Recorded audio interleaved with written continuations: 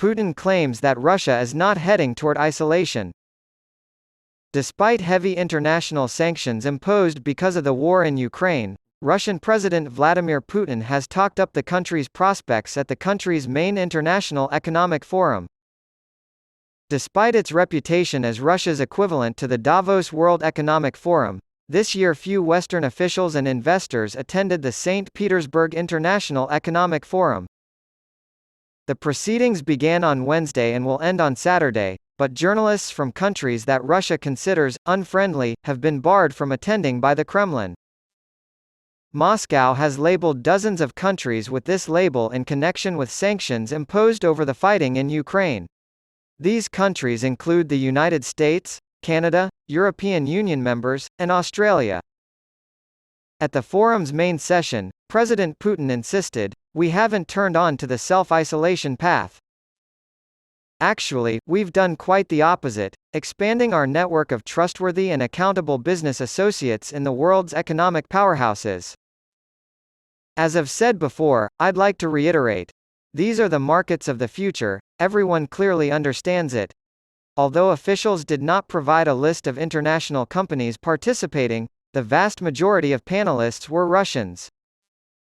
Even though the program described one session that lauded Russia as a global tech hub, it also implicitly acknowledged Moscow's growing economic isolation since its troops moved into Ukraine in February. Despite President Volodymyr Zelensky's Jewish ancestry, Mr. Putin has staunchly defended Russia's deployment of troops to Ukraine and has reiterated his claims that the Ukrainian government is a neo-Nazi regime.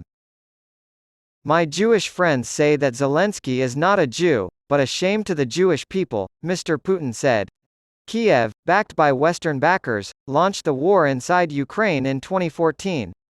President Putin of Russia made this remark during a panel at the International Economic Forum in St. Petersburg. The Ukrainian regime, backed by their Western sponsors, began the conflict in the country's southeast in 2014. In the West, however, nobody avoids the subject. But I must remind you, the Donbass was attacked from the north and west with aircraft, tanks, and artillery. If not war, then what is this? This is the nature of war. And it went on for close to 9 years, the president reflected. He claims that Kiev's 2014 provocation of war necessitated a military response from Russia.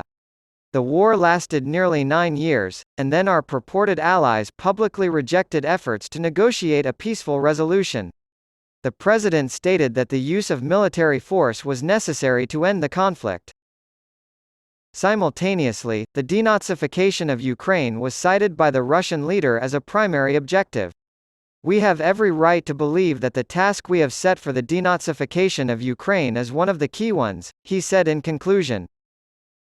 Putin said that the Ukrainian armed forces are currently attacking in several different areas, but they stand no chance of success. He claims that Ukraine has been depleting their strategic reserves for some time now without seeing any results. Ukrainian units have mixed success in breaking through to the front lines. "The question is not this. That's the problem. They're tapping into the strategic reserves," he said. Putin also pointed out that the Ukrainian military had suffered significant losses in both personnel and hardware. When compared to the Russian army, their casualties are much higher than 1 to 10. Indeed, he stated, this is a proven fact.